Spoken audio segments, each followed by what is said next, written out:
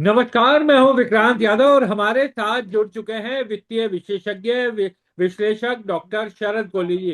तमाम चीजों पर बात करेंगे, सोने चांदी पर बात करेंगे, बॉन्ड यील्ड और अमेरिकी बॉन्ड्स को लेकर। कल शरद जी से हमारी चर्चा हुई थी, लेकिन मैंने देखा कि कई दर्शकों ने ये कहा कि उस पर थोड़ी विस्तार से चर्चा कीजिए और थोड़ा अगर शरद जी उसे बेहतर तरीके से और समझाएं तो उन्हें ज्यादा फायदा मिलेगा। तो वो भी समझने की कोशिश करेंगे। और क्या दुनिया भर में क्या पेट्रो डॉलर भी अब कुछ कमजोर पड़ता हुआ दिखाई दे रहा है? क्या जो युद्ध के कारण ईरान और बाकी देश क्या पेट्रो डॉलर की जगह अपनी करेंसी में व्यापार करने लगे हैं? क्या इसका भी असर अमेरिका पर पड़ेगा? ये भी समझने की कोशिश करेंगे। सर नमस्कार। शरद सर।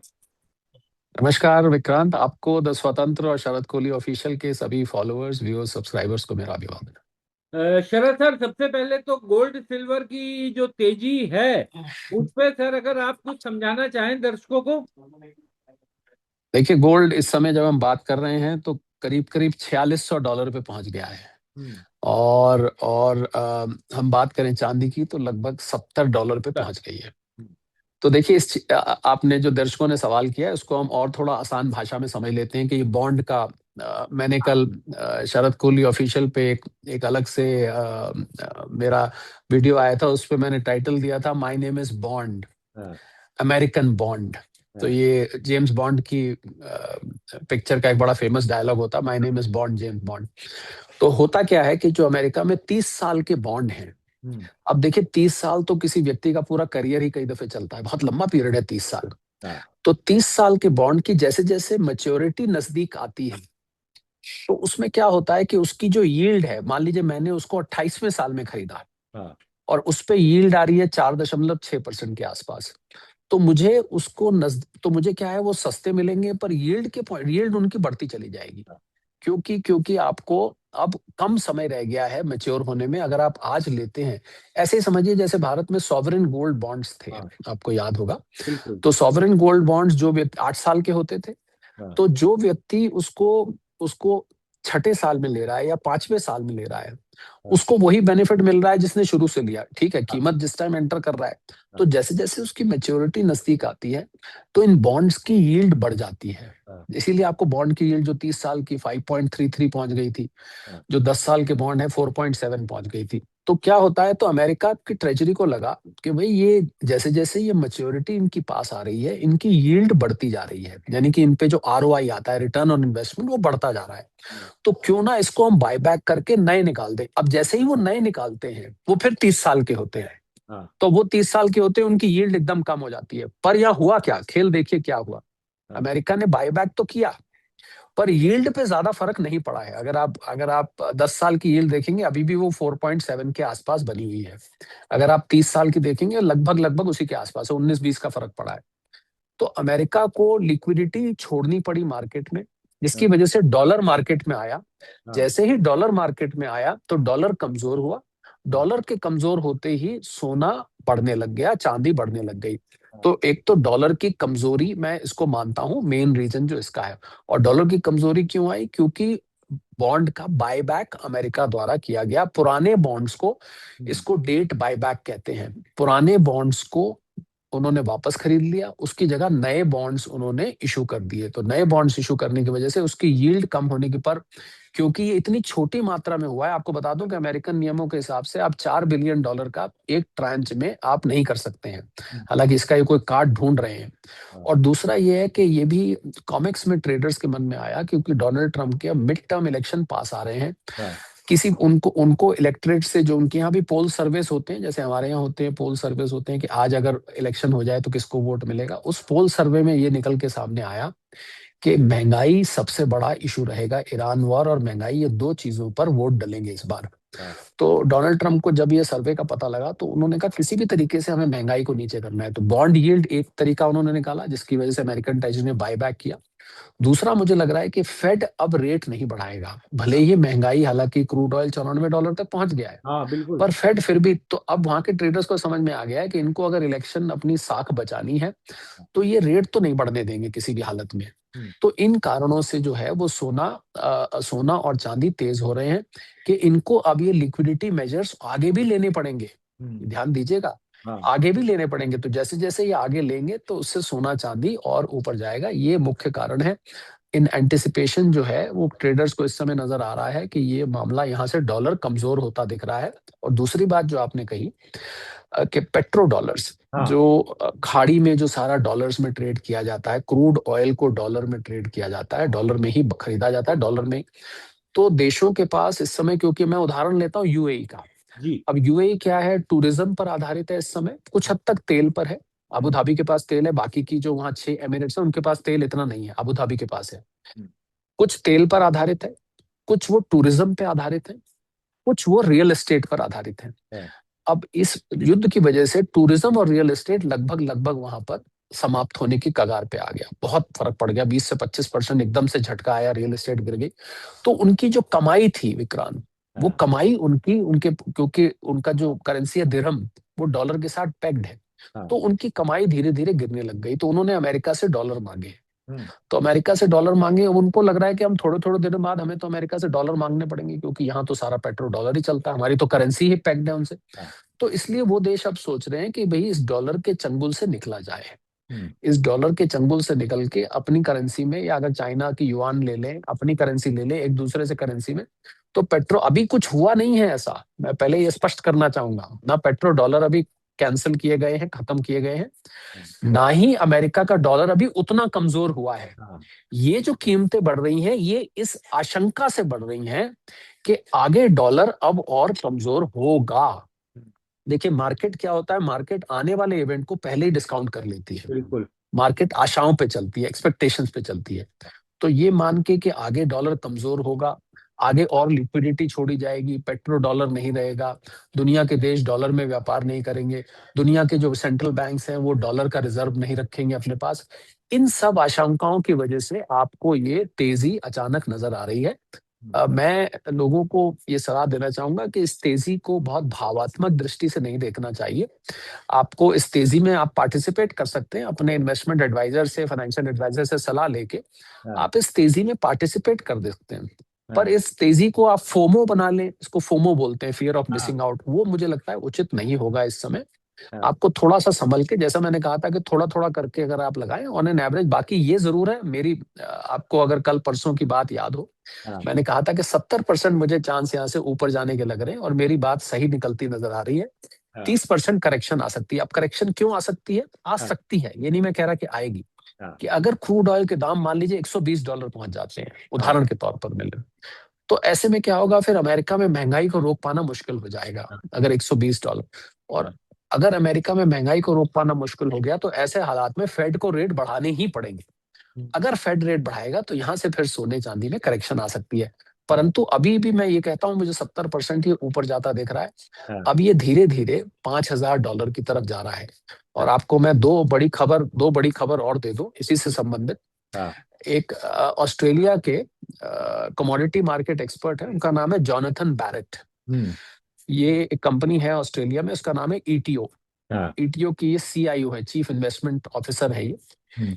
इन्होंने सोने का दाम अब $5,000 के आसपास प्रेडिक्ट कर दिया कि $5,000 बहुत जल्द ये पहुंच जाएगा। चांदी का दाम इन्होंने $100 के आसपास प्रेडिक्ट कर दिया है कि यहाँ पर जाएगा। इन्होंने तो कॉपर को लेके भी बड़ी भविष्यवाणी करी है। इन्होंने कहा है कि कॉपर भी बहुत बुल रन में जाने वाला है, बहुत बढ़िया बुल मार्केट इसमें आने वाला है।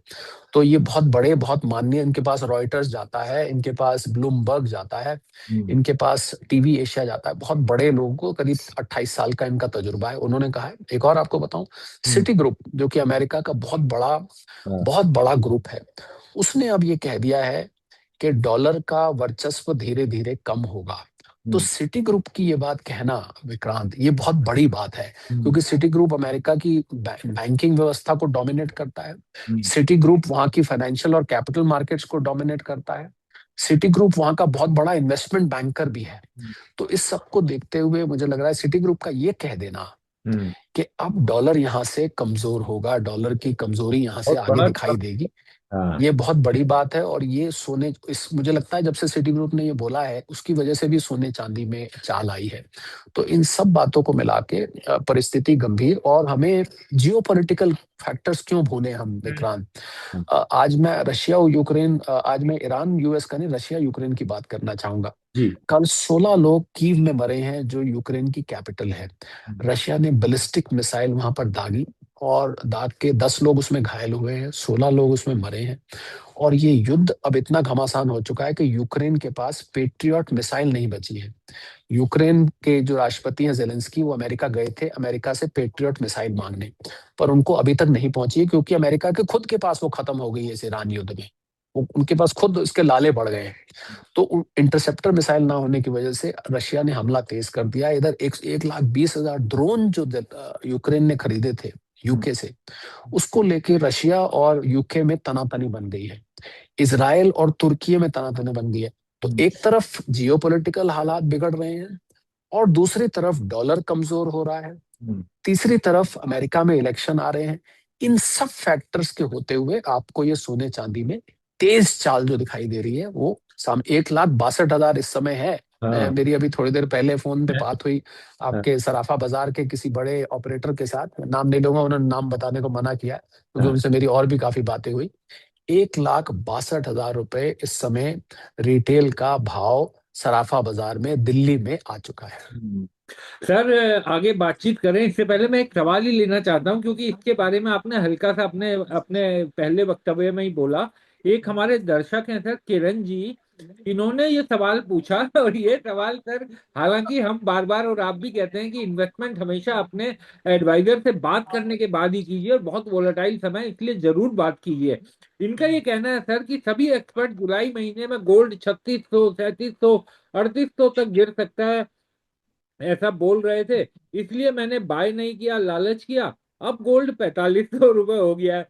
क्या आगे रेट कम होगा, या फिर 4500 में खरीदना उचित होगा? हालांकि मैं सलाह देखिए, नहीं मांग रहा हूं आपसे, लेकिन सर ऐसे जी, दर्शकों को क्या समझाया जाए, क्योंकि अपने देखिए, दर्शक देखिए, शायद सोचे। मैं हाँ। मैं समझ गया। देखिए, किसी भी एसेट का, पहली बात तो इनको अफसोस नहीं करना चाहिए। किसी एसेट का बॉटम या टॉप पकड़ना पॉसिबल नहीं होता है। वो तुक्का लग जाए कभी तो लग जाए। पर ये आज मेरा जो शरद कोहली ऑफिशियल पे एक अलग से वीडियो सुबह सुबह गया था, शायद पता नहीं टीम में आज डालने में देर कर दी, अभी शायद डालने वाले होंगे। उसमें उसमें मैंने ये बात कही थी कि आप ये सारे इंस्टीट्यूशंस का गिरगिट की तरह अब रुख बदलने लग गया है। पहले ये सारे ही ये ठीक कह रहे हैं, ये सभी कह रहे थे 3600 आ जाएगा, 3700 आ जाएगा, इतना गिर सकता है। हालांकि मैंने कहा था कि 3900 से नीचे जाना संभव नहीं है। आपको, आप मेरा पिछला वीडियो मुझे खोल के याद है देख सर, सकते हैं। आपने हाँ बोला था सर, तो मैंने कहा था इतना ज्यादा गिरने की संभावना नहीं है, थोड़ी बहुत करेक्शन आएगी। पर बहुत सारे लोग कह रहे थे 3500, 3600। तो मौसम के साथ रंग बदलते रहते हैं लोग बाग। तो इसलिए कोई अफसोस करने की बात नहीं है। मुझे लगता है अभी भी अगर ये थोड़ा थोड़ा करके अपने निवेश इन्वेस्टमेंट एडवाइजर से सलाह लेके करते हैं, थोड़ा थोड़ा करके लेते रहते हैं, इसमें अभी भी बीच बीच में करेक्शंस आपको देखने को मिल सकती हैं। मैं ये नहीं कह रहा कि मिलेगी। तो आप इसको 2 से 5 साल का नजरिया अगर लेके रखेंगे ना विक्रांत, तो आपको ये निराश नहीं करेगा। ये मैं बार बार बोल रहा हूँ और आज भी बोलता हूँ। हाँ। सर, ये गोल्ड में एक और सवाल मैं आपसे पूछना चाहूंगा कि करीब 4600 का जो रेट है, वो करीब 3 महीने का हाई हो चुका है सोने का, पिछले 3 महीनों का। और इस हफ्ते में करीब करीब सोना 4, 4.25, 4.5% बढ़ गया है। हालांकि अभी भी जनवरी का जो इसका हाई था, ऑल टाइम हाई 5318-19 के करीब, उससे अभी भी ये 13% के करीब नीचे है। लेकिन इस समय जो ये बढ़ोतरी लगातार दिख रही है सर, इसमें बाइंग भी, सेलिंग भी लगातार आएगी बीच में, या किस तरीके से, यानी लोग सावधान कैसे रहें? क्योंकि कई बार सर वो जो फोमो आता है वो भी लोगों को फंसा देता है, जैसा हमने जनवरी और दिसंबर में लास्ट ईयर होते हुए देखा था। देखिए, अगर भारत की बात करें विक्रांत, तो हाँ। बहुत सारे लोग 1,75,000, 1,70,000 पे फंसे हुए हैं। हाँ। ये मुझे बिल्कुल। बाद में आपके भी हाँ। मैसेज आते होंगे, डीएम पर आते जी। होंगे, मुझे भी बहुत सारे लोग मिलते हैं, मेरे हैंडल्स पर भी डालते हैं। हमने एक 70 में ले लिया, एक 75 में ले लिया, तेजी में जनवरी के महीने, ये जनवरी 2026 की चांदी बात में मैं भी कर रहा बहुत हूँ, फंसे हुए लोग हैं सर। इसी हाँ। इसी साल की। हाँ। तो वो लोग तो देखिए, जब वो लेवल आएगा तो वो उसमें से निकलना चाहेंगे। हाँ। तो हर लेवल पर जहां पर ज्यादा इन्वेस्टर्स या ट्रेडर्स, इन्वेस्टर्स नहीं, मैं ट्रेडर्स की बात करता हूँ, जहां ट्रेडर्स फंसे हुए हैं, हाँ। वो हर लेवल पर अपना अपना निकल के बाहर निकलेंगे। तो पहले तो वो कहेंगे, पहले तो भैया अपनी लागत निकाल लो, अब दोबारा नए सिरे से करना है नहीं करना है इस पे सोचेंगे। पर इसमें ज्यादा देखने वाली बात यह है कि ये जो मूवमेंट है, आप जिस लेवल पे फंसे थे, आपने अपना 100 ग्राम, 200 ग्राम, 1 किलो, 2 किलो आप दे के निकल गए, ठीक है, ये तो आप बाहर निकल गए।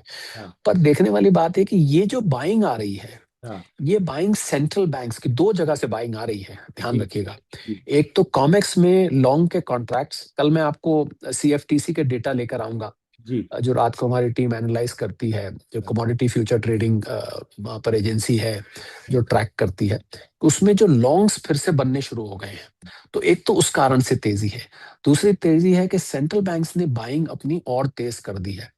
ये हमारे आपके 10 ग्राम 20 ग्राम बेचने से, खरीदने से, विक्रांत, कोई इतना फर्क नहीं पड़ता है कि हमने इतना खरीद लिया फिर लोग खरीदेंगे, या हमने इतना बेच दिया तो शायद रुक जाएगा, नहीं। बड़ी मछली जो है वो पानी को हिला देती है, हाँ। छोटी मछली तो बेचारी तैर के निकल जाती है, पानी को पता भी नहीं लगता, पर जब को वेल आती है ना वहां पर, तो आपने देखा होगा पानी में लहरें आ जाती हैं। ठीक इसी प्रकार सोने चांदी में है, जब कोई बड़ी मछली यानी बड़ा इंस्टीट्यूशन, हम्म। सेंट्रल बैंक्स, जब ये या कॉमेक्स में बड़े लॉन्ग कॉन्ट्रैक्ट्स खड़े होते हैं, तब आपको ये बदलाव देखने को मिलता है। बिल्कुल ठीक बात। सर, थोड़ा सा अमेरिका का एक सवाल मैं थोड़ा सा जानना चाहता हूँ, क्योंकि कई तरह के संकट की जो बात आ रही है कि उसका कर्जा $40 ट्रिलियन से ऊपर हो गया और अब तो 40.5 हो गया। तो बड़ी तेजी से भाग रहा है। ये कहा जा रहा है कि अगले 5 सालों में 50 ट्रिलियन पार कर जाएगा।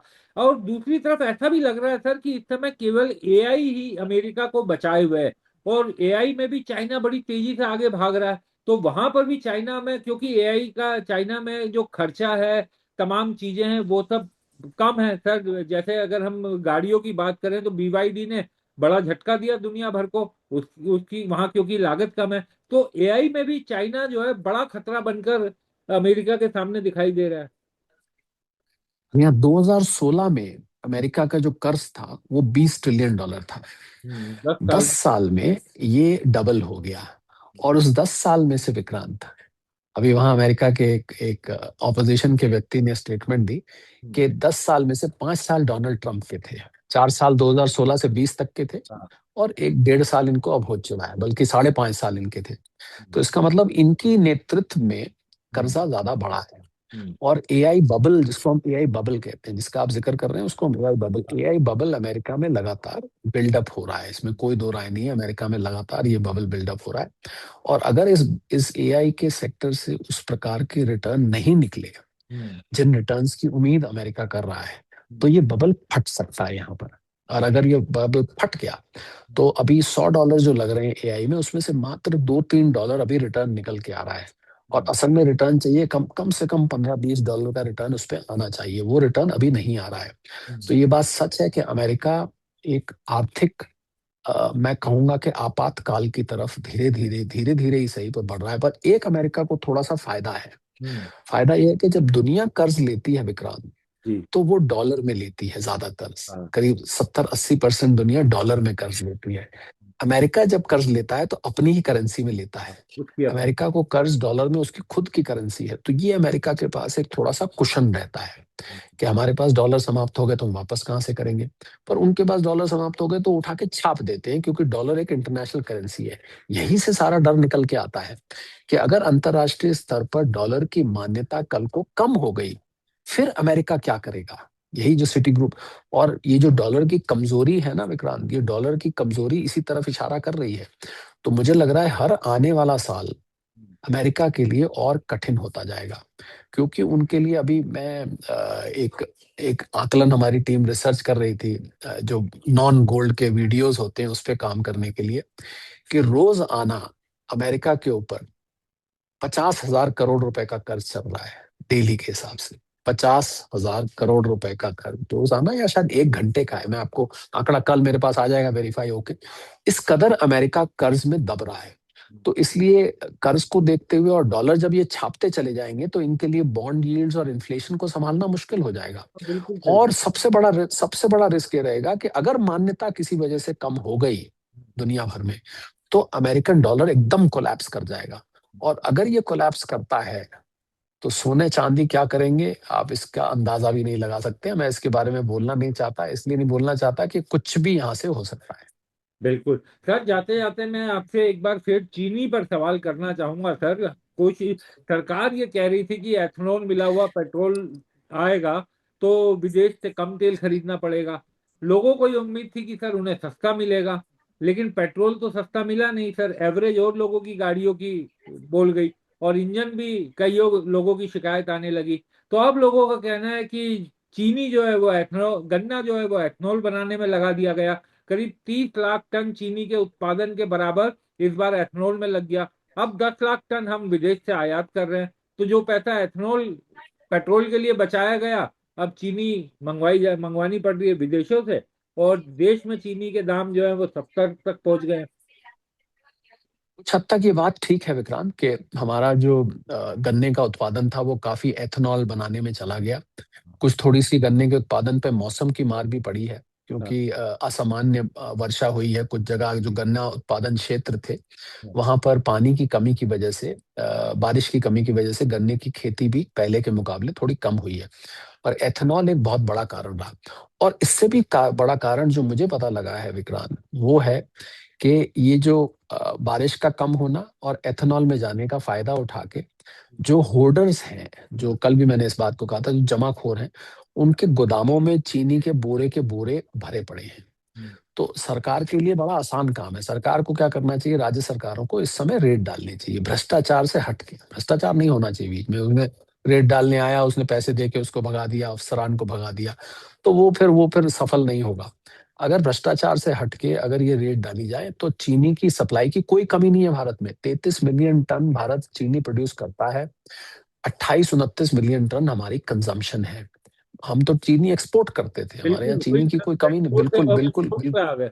हाँ, बिल्कुल कोई कमी नहीं। और ये जो 10 लाख टन का 31 अक्टूबर तक का टारगेट रखा है कि आप ड्यूटी फ्री मंगा सकते हैं, मुझे ऐसा लगता नहीं है विक्रांत कि इसकी नौबत आएगी कि हमें विदेशों से चीनी मंगानी पड़े और इतना ज्यादा फॉरेन एक्सचेंज हमारे यहाँ से जाए। बाकी आपकी बात बिल्कुल ठीक है कि जो आप क्रूड ऑयल में एथेनॉल के जरिए बचाना चाहते थे विदेशी मुद्रा भंडार को, वो तो अगर 10 लाख टन मान लीजिए मंगा लिए, तो 10 लाख टन उसको मंगाने में काफी हद तक चला जाएगा। इसके आंकड़े निकाले जा सकते हैं कि कितना हमने, हाँ, ऐसा माना जा रहा है कि करीब 17% क्रूड ऑयल का आयात कम हुआ है एथेनॉल की वजह से, पेट्रोल की वजह से।